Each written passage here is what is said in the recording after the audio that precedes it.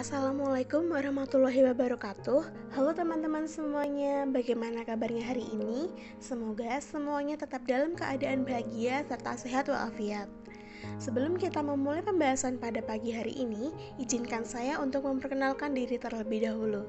Saya Rianti Setianur Agustin, NIM 1907016039 dari kelas Psikologi 6A, Program Studi Psikologi, Fakultas Psikologi dan Kesehatan, Universitas Islam Negeri Bali Songo Semarang. Gunanya saya membuat video ini untuk memenuhi tugas psikologi komunitas dengan dosen pengampu Ibu Siti Hikmah, SPD MSI. Di video ini, saya akan membahas teori perbandingan sosial dalam menilai kebutuhan dan pertukaran sosial dalam Quran Surat At-Taubah ayat 34. Oke, materi pertama yang akan kita bahas yaitu teori perbandingan sosial. Teori perbandingan sosial atau Social Compression Theory. Teori ini dikembangkan oleh Leon Festinger pada tahun 1954. Beliau adalah seorang psikolog sosial Amerika yang dikenal karena disonansi kognitif dan teori perbandingan sosial. Teori perbandingan sosial merupakan proses saling mempengaruhi dan perilaku bersaing dalam interaksi sosial yang ditimbulkan oleh adanya kebutuhan untuk menilai diri sendiri atau self-evaluation, dan kebutuhan ini dapat dipenuhi dengan membandingkan diri dengan orang lain. Menurut Festinger, seseorang selalu ingin terlihat lebih baik dari orang lain karena lebih baik dari orang lain merupakan sesuatu yang membuatnya dapat menyesuaikan diri dengan kultur dalam kehidupannya. Festinger menyatakan bahwa seseorang memiliki kecenderungan untuk membandingkan diri mereka dengan orang lain dan memiliki dorongan untuk mengevaluasi kemampuan mereka melalui orang lain. Nah, terdapat dua hal yang dibandingkan dalam teori perbandingan sosial, yaitu pendapat atau opinion dan kemampuan atau ability.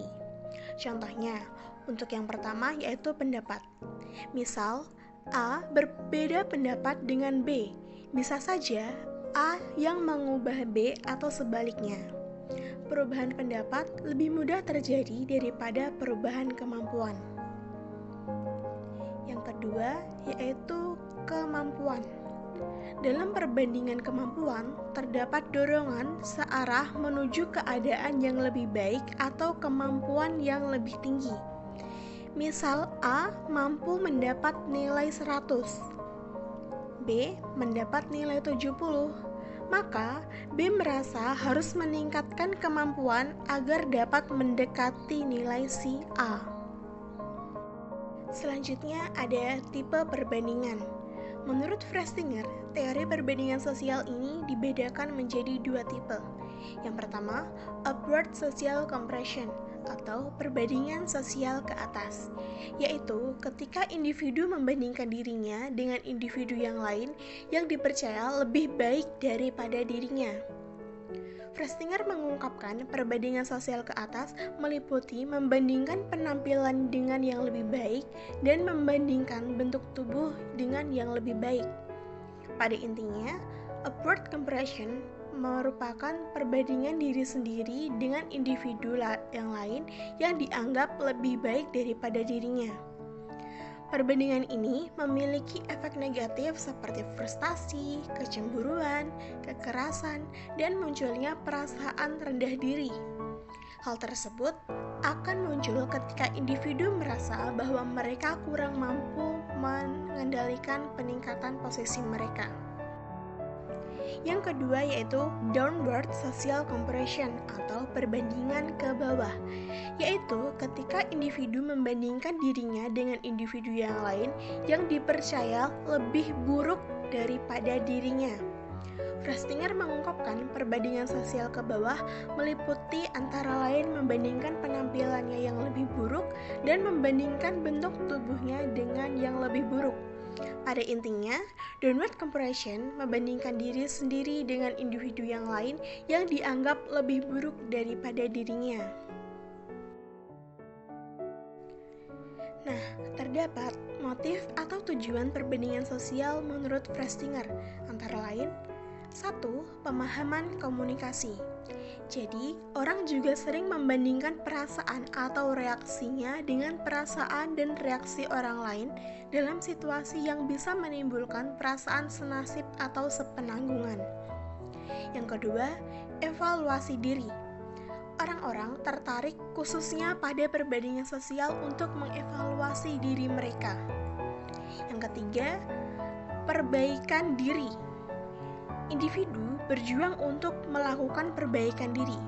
Perbaikan diri ini digunakan untuk mempelajari bagaimana cara memperbaiki karakteristik tertentu dalam diri individu. Yang keempat, peningkatan diri.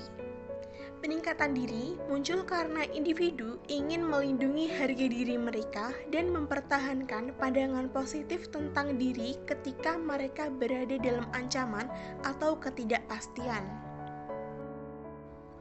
Baik, sekarang kita memasuki pembahasan yang kedua, yaitu pertukaran sosial atau disebut social exchange theory. Teori pertukaran sosial yang kita bahas sekarang merupakan teori yang dikemukakan oleh George Casper Heumann. Menurutnya, teori pertukaran sosial merupakan reaksi terhadap paradigma fakta sosial yang dikemukakan oleh Durkheim. Heumann mengatakan bahwa proses interaksi sosial dapat memunculkan suatu fenomena baru akibat dari interaksi tersebut. Teori pertukaran sosial menjelaskan bahwa prinsip dasar dari teori pertukaran George sama dengan prinsip ekonomi, yaitu untung dan rugi. Bagi Heumann, prinsip dasar pertukaran sosial adalah distributive justice. Aturan yang mengatakan bahwa imbalan harus sebanding dengan investasi.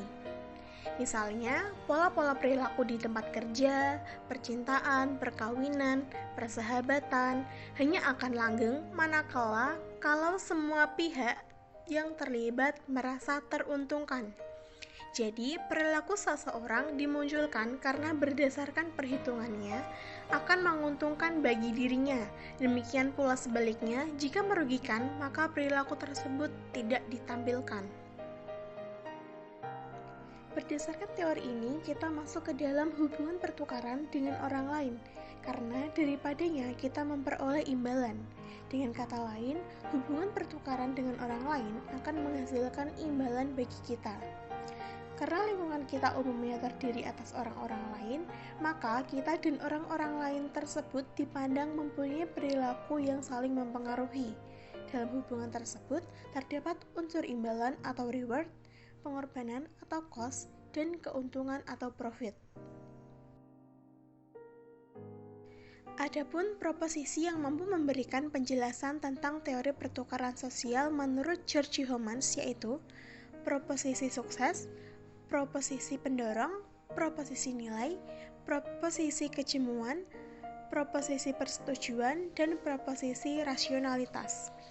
Keenam proposisi tersebut menjelaskan bahwa setiap orang ingin bertindak untuk mendapatkan hadiah atau penghargaan dari tindakannya. Selanjutnya, terdapat asumsi dasar teori pertukaran sosial. Asumsi-asumsi yang dibuat oleh teori pertukaran sosial mengenai sifat dasar dari suatu hubungan. Yang pertama, hubungan memiliki sifat saling ketergantungan. Dalam suatu hubungan, ketika seorang partisipan mengambil suatu tindakan, baik partisipan yang satu maupun partisipan yang lain, hubungan mereka secara keseluruhan akan terkena akibat. Yang kedua, kehidupan berhubungan adalah sebuah proses. Pentingnya waktu dan perubahan dalam suatu hubungan.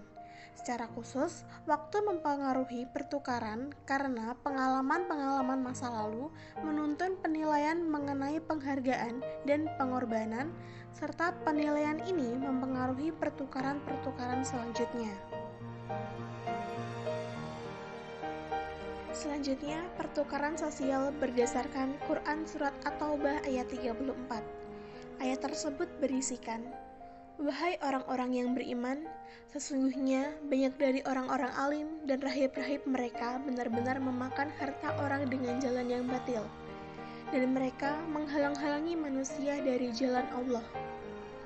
Dan orang-orang yang menyimpan emas, perak, dan tidak menginfakkannya kepada jalan Allah, maka berikanlah kabar gembira pada mereka bahwa mereka akan mendapatkan azab yang pedih.